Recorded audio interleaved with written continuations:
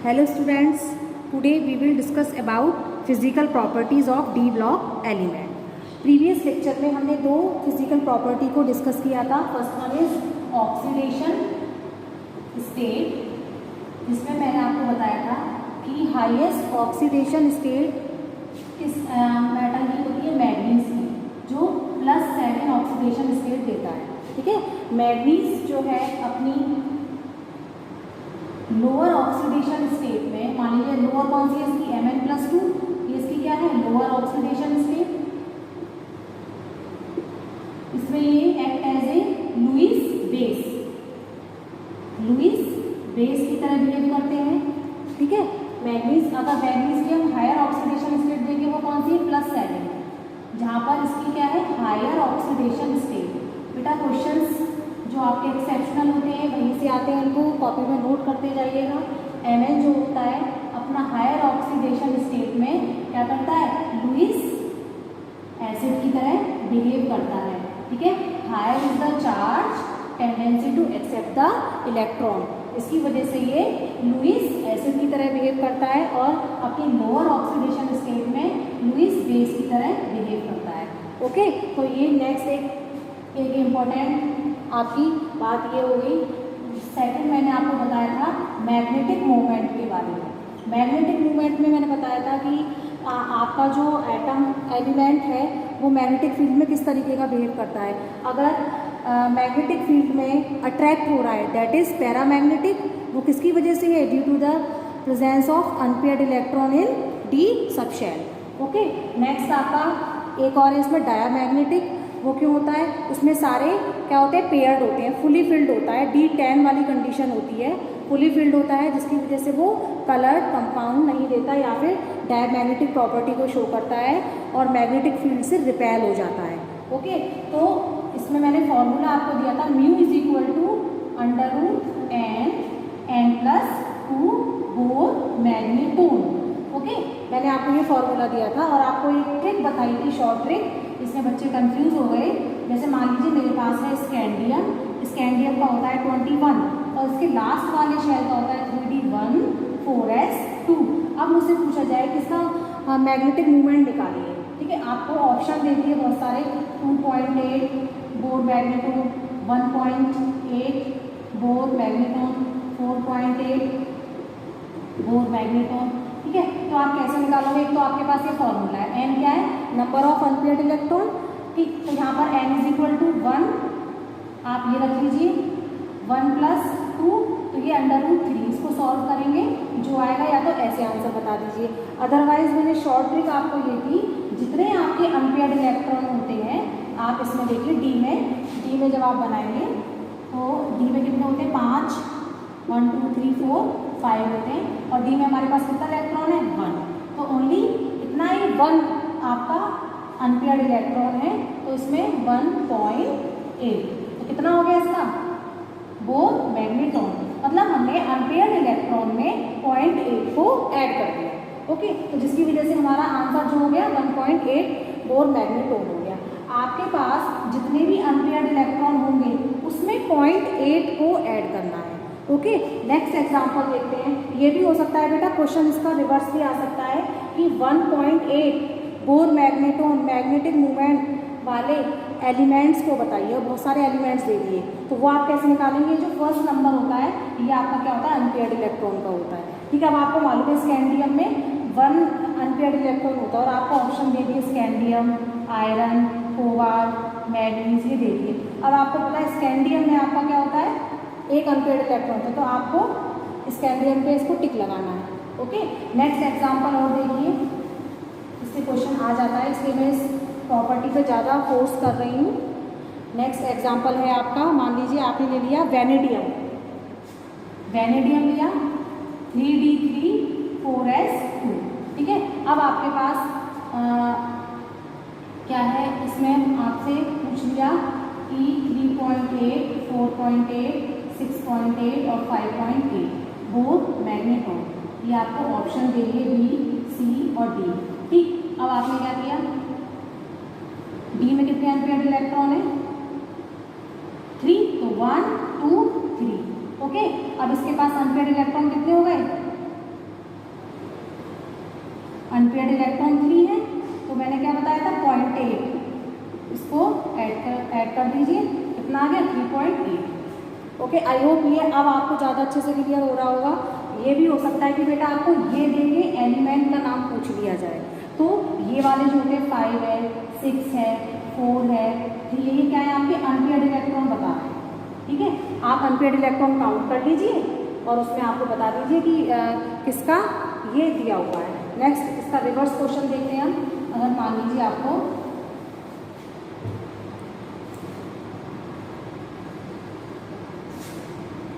x is equal to 6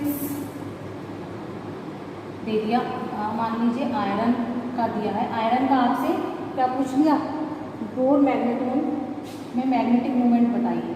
तो सबसे पहले तो आपको उसका इलेक्ट्रॉनिक कॉन्फ़िगरेशन करना है 3d6 और 4s2। ओके, अब यहाँ पर ऑर्बिटल्स को बनाना शुरू करिए 1 2 3 4 5 और इसमें इलेक्ट्रॉन फिल करिए। ठीक, 5 ये हो गए, 6 ये हो गया और 4s2 आपका ये हो गया। अब अनपेयर्ड इलेक्ट्रॉन कितने हो गए 1 2 3 4, तो आयरन का आपके पास कितना है 4.8 बोर मैग्नेट्रोन, तो ये आपको इसका दिया हुआ है ये। और ये भी हो सकता है कि आपको ये देकर उस एलिमेंट का पूछ लिया जाए कि इसका ये किस एलिमेंट का मैग्नेटिक मूवमेंट है, तो बेटा ये वाला नंबर देख के आप बता सकते हैं कि किस एलिमेंट में अनपेयर्ड इलेक्ट्रॉन 4 होते हैं, या आपको ये इलेक्ट्रॉनिक कॉन्फ़िगरेशन पता होगा और ये किस तरीके से अरेंज होते हैं ये पता होना चाहिए, उसी जब भी आप इसको निकाल सकते हो। तो बहुत इजी हो जाता है ये क्वेश्चन, इतना हार्ड नहीं है, आप प्रैक्टिस करेंगे तो हो जाएगा। अब नेक्स्ट हम प्रॉपर्टी की बात करते हैं।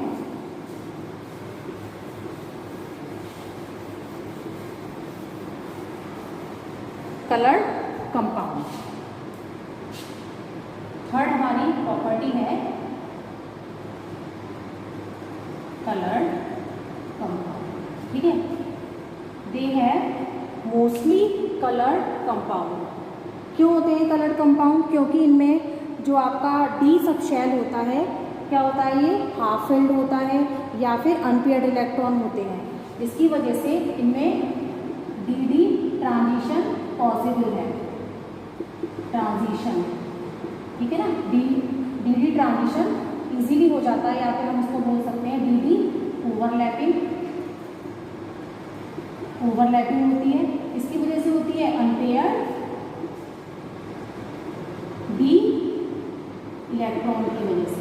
ठीक है, उसकी वजह से ये कंपाउंड मोस्टली कलर देते हैं। अब देखिए ऐसे बात आती है स्कैंडियम की, मैं लेती हूँ स्कैंडियम में कितना होता है 3d1 4s2। ठीक है, अब आपके पास बेटा जो डी ऑर्बिटल होते हैं वो कितने होते हैं 5 होते हैं, 1 2 3 4 5। ठीक, अब इस टाइम क्या है, जब इस पर कोई आप एनर्जी नहीं दे रहे हो, दूसरा कंपाउंड आकर इसको अप्रोच नहीं कर रहा है, ठीक है, जब तक तो ये ठीक है, कोई बात नहीं, पैरामैग्नेटिक वेव शो कर रहा है और इसमें अनपेयर्ड इलेक्ट्रॉन इसमें कलर भी दे रहा है। अब कैसा कलर देगा, कौन सा कलर देगा, अब क्या होगा, मान लीजिए आपने इसमें कोई एनर्जी दी, एनर्जी देने पर इस टाइम इन पांचों ऑर्बिटल्स की एनर्जी इक्वल है।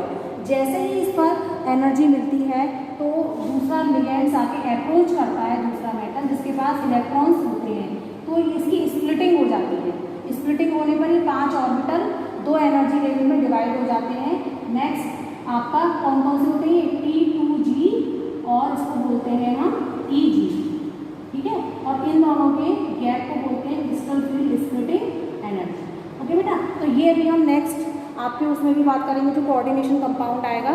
अभी फिलहाल थोड़ा समझ लीजिए, ये हो रहा है ऑक्टाहेड्रल ज्योमेट्री जो कंपाउंड रखते हैं उनकी बात हो रही है ये, और टेट्राहेड्रल में T2G लेवल ऊपर पहुंच जाता है और EG लेवल नीचे आ जाता है, बस इतना चेंज होता है।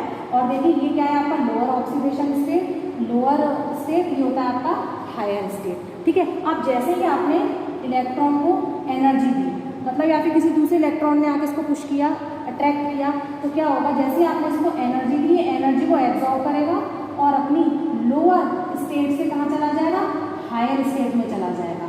ओके, अब क्या है एनर्जी, ये एनर्जी गेन करने के बाद इलेक्ट्रॉन दोबारा से अपनी लोअर स्टेट में ही आना चाहेगा, क्योंकि इसको स्टेबिलिटी लेनी होती है। तो क्या करेगा, कुछ ये रेडिएशंस को इमिट करेगा। जब रेडिएशन इमिट होगी तब इसे वापस अपनी स्टेट में आएगा तो उस जो रिफ्लेक्टेड लाइट का जो कलर होगा वो इस कंपाउंड का कलर होगा। ओके, अब समझ में आ गया। मतलब डी ऑर्बिटल से ही डी ऑर्बिटल में इलेक्ट्रॉन का जंप करना, इसी को बोलते हैं हम डी ट्रांजिशन या D overlapping. Okay, D orbital से ही डी ऑर्बिटल में जंप करना इलेक्ट्रॉन का, that is called D transition. तो मोस्टली ट्रांजिशन एलिमेंट्स ये प्रॉपर्टी शो करते हैं, जिसकी वजह से ये कलर्ड कंपाउंड बोले जाते हैं। ठीक है, तो आपको पता होगा कि जितने भी D1 से लेके D9 तक के जितने भी इन सब में डी ट्रांजिशन पॉसिबल है, तो ये सारे क्या होंगे, ये कलर्ड कंपाउंड देंगे। ओके, तो अब नेक्स्ट बात करते हैं। अगर कलर्ड कंपाउंड से कोई भी आपका क्वेश्चन आता है तो बेटा आपका ये आएगा due to the presence of unpaired electron and they show the transition. Okay, इसलिए ये कलर्ड कंपाउंड देते हैं।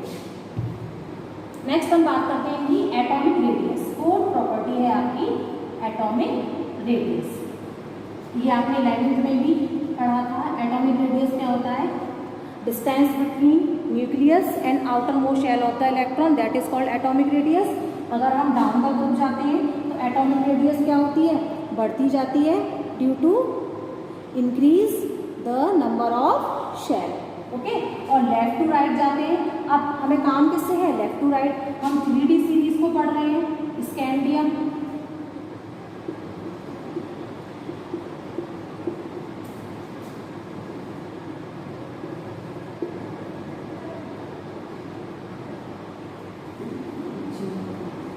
ठीक है। अब हम 3D सीरीज में देख रहे हैं, तो बेटा 3D सीरीज में क्या होगा कि 3D सीरीज में आपको लेफ्ट टू राइट जाने पर क्या होता है, एटॉमिक रेडियस। अगर जनरल हम बात करें तो एटॉमिक रेडियस क्या होती है, इफेक्टिव न्यूक्लियर चार्ज आपका इंक्रीज होता है, जिसकी वजह से रेडियस डिक्रीज हो जाती है। ओके, अब हमें देखना है 3D सीरीज में इसकी पॉसिबिलिटीज क्या रहती है। ओके, 3D सीरीज में इसकी पॉसिबिलिटीज क्या रहती है। जनरल हमें ट्रेड्स पता है इसका कि लेफ्ट टू राइट जाने पर इफेक्टिव न्यूक्लियर चार्ज इंक्रीज होता है और आपका रेडियस डिक्रीज होता चला जाता है। पर बेटा यहाँ पर कुछ, क्योंकि डी ब्लॉक एलिमेंट है, ट्रांजिशन एलिमेंट्स भी है, तो यहाँ पर देखिए स्कैंडियम टू ये आपका क्या है, क्रोमियम, तो एटॉमिक रेडियस क्या होती है, डिक्रीज होती है। एटॉमिक रेडियस डिक्रीज, इसका रीजन भी बताएंगे। ठीक है, इसके बाद आपका ये लगभग क्या हो जाती है, रिमेन सेम, ये सेम हो जाती है। इसके बाद दोबारा से ये इंक्रीज करती है। अब ऐसा क्यों होता है, ये इरेगुलरिटीज क्यों होती है 3D सीरीज में। अब बेटा देखिए, हम सभी जानते हैं कि हमारे पास इसके लिए दो फैक्टर होते हैं। एक तो होता है स्क्रीनिंग इफेक्ट, ये सब बेटा 11th के हैं आपके जो टर्म्स, और एक होता है effective nuclear charge. Effective nuclear charge ये होता है। अब देखिए, जैसे ही स्क्रीनिंग इफेक्ट का मतलब क्या है, स्क्रीनिंग इफेक्ट से हम ये लगाते हैं कि अंदर की तरफ इलेक्ट्रॉन क्या होते हैं, बढ़ते चले जाते हैं, और जिसकी वजह से इफेक्टिव न्यूक्लियर चार्ज आपका क्या हो जाता है, ज़्यादा हो जाता है ना। इफेक्टिव न्यूक्लियर चार्ज ज़्यादा होता है। तो जब स्क्रीनिंग इफेक्ट बढ़ेगा, इसका मतलब क्या है कि आपका क्या हो रहा है, एटॉमिक साइज बढ़ेगा, और जब इफेक्टिव न्यूक्लियर चार्ज आपका इंक्रीज होगा तो एटॉमिक जो रेडियस होगी वो क्या हो जाएगी, डिक्रीज हो जाएगी। यहाँ पे दोनों फैक्टर काम करते हैं, पर इन दोनों में से डोमिनेंट कौन सा होगा, इन दोनों में से कौन सा डोमिनेंट होगा ये हमें देखना है। ठीक है, स्क्रीनिंग इफेक्ट की वजह से तो आपका साइज क्या हो रहा है, इंक्रीज हो रहा है, चार्ज की वजह से डिक्रीज हो रहा है। ये दोनों ही फैक्टर यहाँ काम करते हैं। अब आपको ये देखना है कि डोमिनेंट कौन सा है। बेटा इनके लिए, स्कैंडियम से लेके क्रोमियम के लिए आपका इफेक्टिव न्यूक्लियर चार्ज डोमिनेंट है स्क्रीनिंग इफेक्ट से। अब देखिए कैसे, यहाँ पर देखिए 3D1 4s2, 3D2 4s2, 3D3 और 4s2 और 3D5 4s1।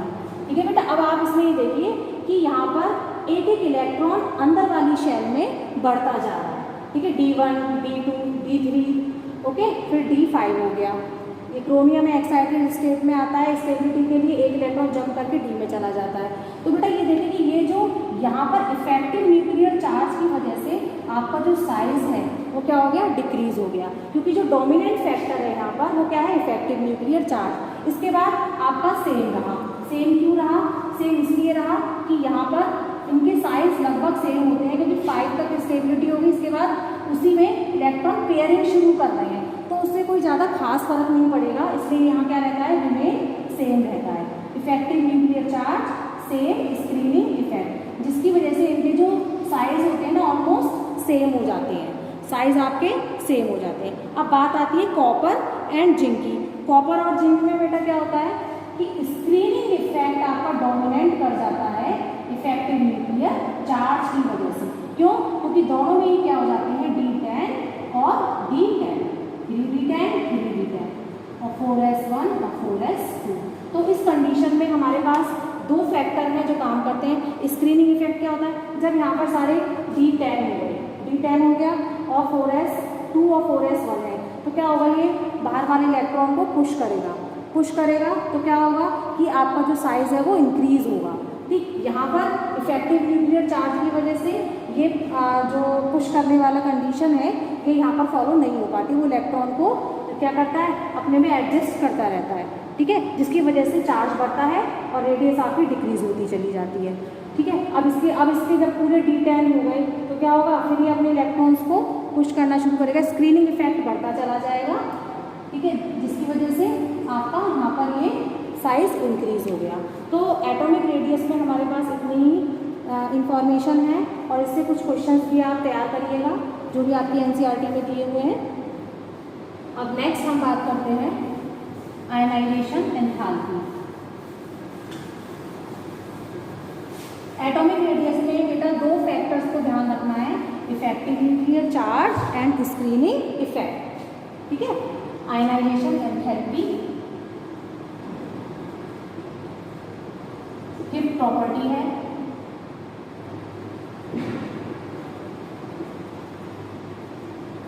Ionization enthalpy.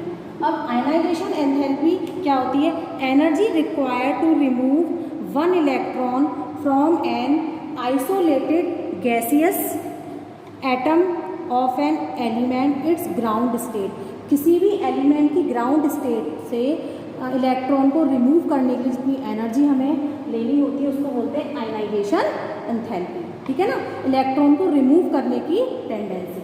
अब देखिए, अगर मैं बात करूँ chromium and manganese, okay, chromium और मैग्नीज में अगर मैं देखूँ आयनाइजेशन एंथैल्पी को, बेटा यहाँ से क्वेश्चन आ जाते हैं। क्रोमियम का देखिए 3d5 4s1 इलेक्ट्रॉनिक कॉन्फ़िगरेशन है, इसका होता है 3d5 4s2। अगर मैं फर्स्ट आयनाइजेशन एंथैल्पी की बात करूँ तो क्या होगा, फर्स्ट आयनाइजेशन एंथैल्पी क्या है, ये तो देखिए ये 4s1 है, ये 4s2 है। तो इस कंडीशन में किसकी एंथैल्पी आपकी ज़्यादा होगी, मैग्नीज की होगी, क्योंकि ये फुली फिल्ड है। अगर मैं फर्स्ट आयनाइजेशन एंथैल्पी की बात करूँ तो क्या हो गया, 4s मैग्नीज की, तो क्या हो जाएगा 3d5 और 4s1, ये आ गई। और इसमें से इलेक्ट्रॉन को रिमूव करेंगे, क्रोमियम, इसका कितना हो जाएगा 3d5 4s0। ये तो हो गई फर्स्ट आयनाइजेशन E1 के लिए। ठीक, अब मैं अगर E2 में जाती हूँ, E2 सेकेंड आयनाइजेशन एंथैल्पी क्या होती है, इंक्रीज हो जाती है as compare to first enthalpy से। वो कैसे होती है बेटा, देखो अब मैग्नीज क्या है आपका 4s1 है, अब आपको सेकेंड एंथैल्पी का यूज़ इस इलेक्ट्रॉन को निकालने में करना है। और क्रोमियम में सेकेंड एंथैल्पी का यूज़ ये क्या है, हाफ फिल्ड, और हाफ फिल्ड ऑर्बिटल जो होता है वो आपका मोर स्टेबल होता है। अब जब आप मोर स्टेबल ऑर्बिटल में से इलेक्ट्रॉन निकालेंगे तो एंथैल्पी आपको ज़्यादा देनी पड़ेगी, इसलिए second ionisation enthalpy greater than manganese. ठीक, क्यों, क्योंकि इसमें क्या है 3d5 में से इलेक्ट्रॉन निकालने हैं, उसमें आप किसमें से निकाल रहे हैं, 4s1 में से। तो क्रोमियम की सेकेंड आयनाइजेशन एंथैल्पी ज़्यादा होती है as compare to manganese. Okay, ये इंपॉर्टेंट है, यहाँ से क्वेश्चन आ सकता है। ठीक है ना, कि क्रोमियम की सेकेंड आयनाइजेशन एंथैल्पी मैग्नीज से ज़्यादा होती है, क्यों, रीज़न दीजिए आप। ओके, तो ये क्वेश्चन आपका एक इस तरीके से तैयार हो गया। नेक्स्ट फिजिकल प्रॉपर्टी की अगर हम बात करें, 6th प्रॉपर्टी है एलॉय फॉर्मेशन। एलॉय फॉर्मेशन, ठीक है, एलॉय फॉर्मेशन। देखिए बेटा कॉपर है, कॉपर और ये जो जिंक है, आयरन है, कोबाल्ट है, निकिल है, ये सारे क्या होते हैं, अपना एक क्रिस्टल, एक मेटल है तो उनका अपना एक क्रिस्टल का स्ट्रक्चर भी होता है जो हम सॉलिड स्टेट में पढ़ के आ चुके हैं। जैसे मान लीजिए कोई भी आपका ये लैटिस साइड पर ये क्रिस्टल्स बने हुए हैं, जब ये मेटल है तो उनका अपना स्ट्रक्चर कैसा होगा, इस तरीके से क्रिस्टलाइज स्ट्रक्चर होगा इनका। ये इनकी क्या है, लैटिस साइड, ये आप पढ़ चुके हैं पहले ही।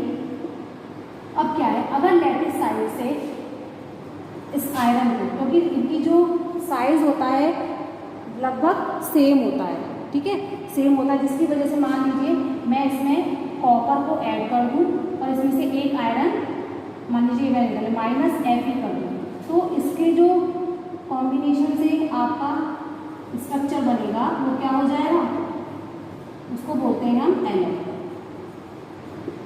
लैटिस साइड से वहाँ पे अब क्या आ जाएगा, कॉपर। अब बेटा इसका जो मेल्टिंग पॉइंट होता है वो आपका जो प्योर कॉम्पोनेंट होता है उससे ज़्यादा हार्ड हो जाता है और आपका मेल्टिंग पॉइंट भी हाई हो जाता है, ठीक है। तो आप ये देख सकते हैं कि लैटिस साइड, आप इसका आंसर एलॉय फॉर्मेशन क्यों करते हैं, due to almost similar size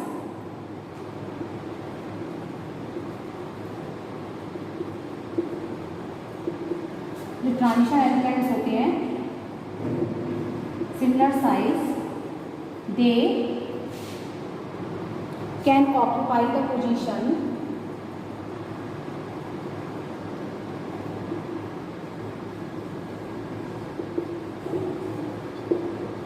due to almost similar size, they can occupy the position in the lattice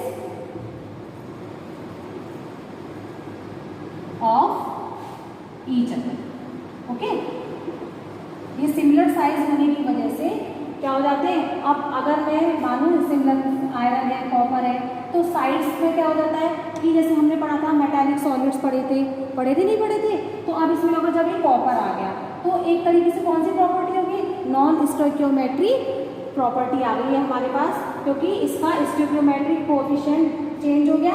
1 2 3 4 5 6 हमारे पास क्या थे, आयरन थे, तो हमारे पास रेशियो क्या था, 6 का था।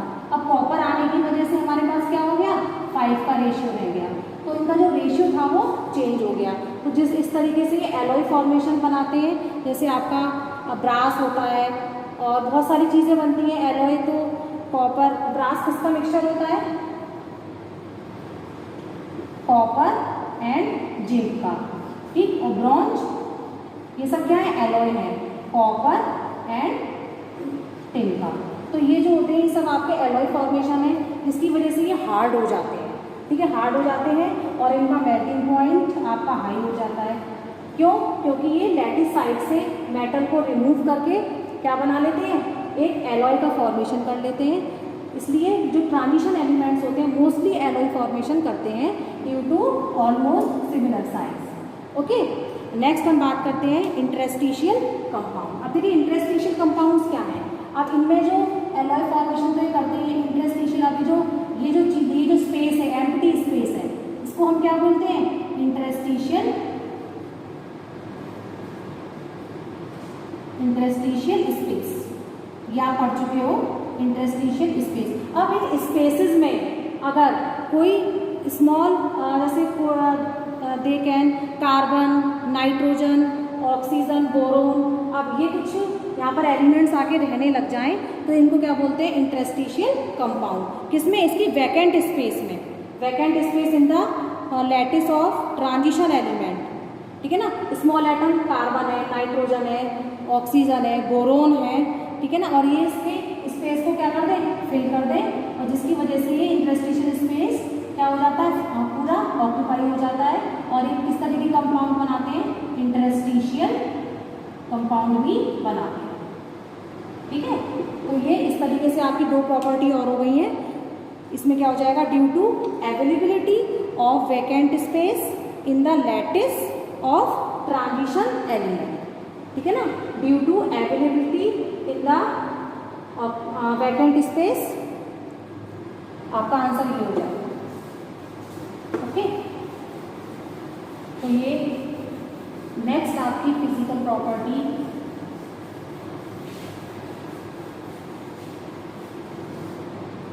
मोस्टली जो आपकी प्रॉपर्टीज़ हैं वो किस पे डिपेंड करती हैं, नंबर ऑफ अनपेयर्ड इलेक्ट्रॉन पर। जैसे अगर मैं आपको इसके लिए पूरे चैप्टर को एक चीज़ में बाउंड करना चाहूँ तो number of unpaired d electron is directly proportional to covalent bond, directly proportional force of attraction, ठीक है। जब नंबर ऑफ अनपेयर्ड इलेक्ट्रॉन होंगे ज़्यादा होंगे तो कोवेलेंट बॉन्ड ज़्यादा बनेगा, फोर्स ऑफ अट्रैक्शन ज़्यादा होगा। जब फोर्स ऑफ अट्रैक्शन ज़्यादा होगा तो बेटा इनका मेल्टिंग पॉइंट भी आपका डायरेक्टली प्रोपोर्शनल है, ठीक है ना। Melting point, then boiling point, then hardness, then delta H atomisation, ठीक है। ये क्या है, हार्डनेस हो गई। ये तो इससे आपके बहुत सारे क्वेश्चंस इसी से सॉल्व हो जाएंगे, ये आप कहीं नोट कर लीजिएगा इसको। Number of unpaired d electron, covalent character, forces of attraction increase होगा, melting point, boiling point, hardness का कोई भी क्वेश्चन आता है तो आप ये बताएंगे नंबर ऑफ अनपेयर्ड इलेक्ट्रॉन जिसमें ज़्यादा है वो ज़्यादा हार्ड होगा। Delta H, enthalpy of atomization, ये आपके लिए नया वर्ड है। अब ये क्या होता है इसको हम डिस्कस करते हैं। एटोमाइजेशन एंथैल्पी क्या होती है बेटा, ये क्या होती है, मेटल आप जानते हैं क्रिस्टल है पूरा, ठीक है ना। क्रिस्टल अपना एक स्ट्रक्चर रखता है, रेगुलरिटी 3D स्पेस में एक अच्छा रेगुलर शेप देता है। तो इसकी जो एंथैल्पी है वो क्या होगी कि किसी भी बॉन्ड को ब्रेक करने के लिए जितनी एंथैल्पी की हमें ज़रूरत होती है उसको क्या बोलते हैं, डेल्टा एच। मतलब दो मेटल को, है ना, मेटल को, जैसे अगर मैं बात करूँ स्कैंडियम से स्कैंडियम, मतलब ये जब क्रिस्टल बना होगा और या फिर आयरन से आयरन का जब ये बना होगा तो ये आपस में इन्होंने बॉन्ड बनाए हैं, ठीक है। अब इन बॉन्ड को ब्रेक करने के लिए जितनी एंथैल्पी की ज़रूरत होती है उसको बोलते हैं एंथैल्पी ऑफ एटोमाइजेशन। ओके, अब ये किस पर डिपेंड करती है, नंबर ऑफ अनपेयर्ड इलेक्ट्रॉन पर। जितना नंबर ऑफ अनपेयर्ड इलेक्ट्रॉन होगा उतने ज़्यादा कोवेलेंट बॉन्ड बनेंगे, ठीक। कोवेलेंट बॉन्ड ज़्यादा बनेंगे तो आपका अट्रैक्शन भी ज़्यादा होगा, और जब अट्रैक्शन ज़्यादा होगा उस बॉन्ड को ब्रेक करने के लिए उतनी ही एनर्जी आपको देनी होगी। जैसे देखिए मैं बात करती हूँ कि आपके पास दो तरीके के बॉन्ड होते हैं इसमें, metallic bond, types of bond देखिए इसमें किस किस तरीके के बॉन्ड काम करते हैं, टाइप्स ऑफ बॉन्ड। फर्स्ट आपका होता है मेटालिक बॉन्ड, सेकंड होता है आपका बेटा कोवेलेंट बॉन्ड।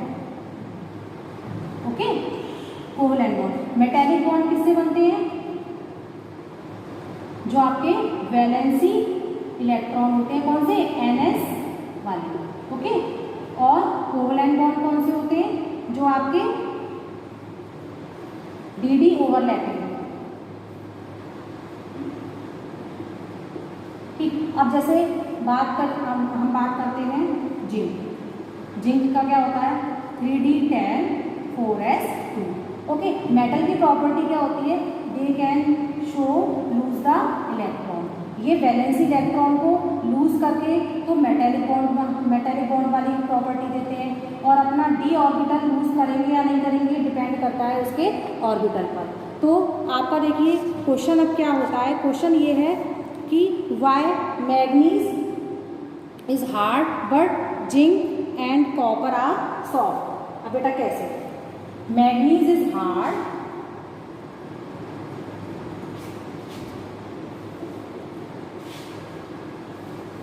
क्वेश्चन देखिए, why manganese is hard and copper and zinc is soft, ठीक है। अब ये क्वेश्चन आपका तैयार है।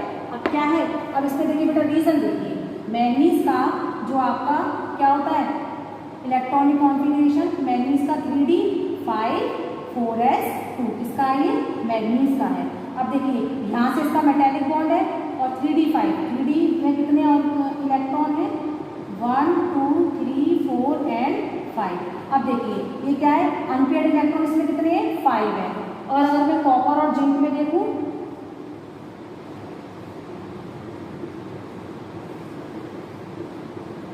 One two three four five, तो कॉपर और जिंक में क्या है बेटा? दोनों में क्या है? 3d10 और 3d10। इसमें d ऑर्बिटल में कोई भी अनपेयर्ड इलेक्ट्रॉन नहीं है। इसमें क्या है? सारे ये पेयर्ड है। जब ये पेयर्ड है तो क्या होगा? ये अपना मेटेलिक बॉन्ड तो आउटर मोस्ट शेल इलेक्ट्रॉन को लूज करके मेटेलिक बॉन्ड तो बना सकते हैं, पर जब अनपेयर्ड इलेक्ट्रॉन d में ज़्यादा होंगे तो कोवलेंट बॉन्ड कौन बनाता है? ये d ऑर्बिटल, ठीक है। ये कौन से बनाते हैं? Metallic bond. और कोवलेंट बॉन्ड कौन बनाता है? d ऑर्बिटल वाले इलेक्ट्रॉन्स, ठीक है। अब इसमें जितने ज़्यादा अनपेयर्ड इलेक्ट्रॉन होंगे फोर्स ऑफ अट्रैक्शन उतना ही ज़्यादा होगा और मेटल आपका उतना ही हार्ड होगा। और इसमें क्या है? ये सारे क्या है? पेयर्ड है। जब ये पेयर्ड है तो ये सॉफ्ट होंगे, क्योंकि कोवलेंट बॉन्ड किस पर डिपेंड कर रहा है? Number of unpaired d electron. इसलिए मैग्नीज आपका हार्ड है और आपका जिंक क्या है? सॉफ्ट है। तो इस तरीके से आप आंसर दे सकते हैं। इसमें आंसर क्या हो जाएगा? ड्यू टू इसमें 5 unpaired, due to presence 5 unpaired electron of manganese and they show more covalent bond and force of attraction more, है ना। So manganese is hard and zinc में क्या है? 0 unpaired electron, 0 unpaired electron. Copper में भी यही है और जिंक में भी यही है, ठीक है ना। जब कोवलेंट बॉन्ड ही नहीं बनेगा तो फोर्स ऑफ अट्रैक्शन वीक होगा। फोर्स ऑफ अट्रैक्शन नहीं है तो फिर उसमें हार्डनेस भी नहीं होगी, वो सॉफ्ट हो जाएंगे। ओके, तो इस तरीके से आप ये आंसर दे सकते हैं, ठीक है।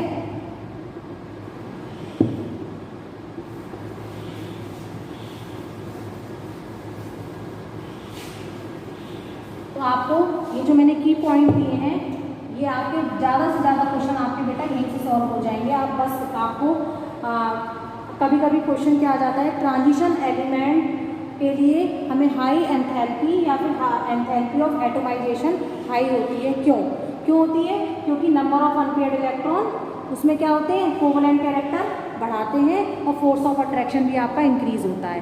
क्यों? क्योंकि उसमें D1 से लेकर D9 तक होता है, उसमें dd ट्रांजिशन हो जाता है। और देखिए सेकंड आपके जो है एक और आंसर, इसमें metallic bond 2 types of bond maintain करते हैं। सेकंड है आपका कोवलेंट कैरेक्टर, कोवलेंट बॉन्ड बनाते हैं, जिसकी वजह से ट्रांजिशन एलिमेंट्स की एंथैल्पी ऑफ एटोमाइजेशन हाई होती है, ठीक है। तो मोस्ट आपका कोवलेंट बॉन्ड किस पर डिपेंड करता है? d ऑर्बिटल में कितने अनपेयर्ड इलेक्ट्रॉन हैं, ठीक है ना। जितना कोवलेंट बॉन्ड स्ट्रॉन्ग होगा, फोर्स ऑफ अट्रैक्शन उतना ही स्ट्रॉन्ग होगा।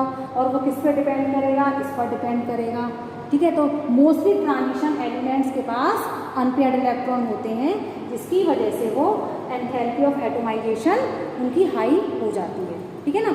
2 बॉन्ड बनाते हैं, एक तो मेटेलिक बॉन्ड बनाता है, कोवलेंट बॉन्ड बनाता है। कोवलेंट बॉन्ड ज़्यादा स्ट्रॉन्ग होता है। ओके, आई होप तो ये आप सब आपको समझ में आ गया होगा। और अब आप इसकी NCERT की क्वेश्चंस करिए।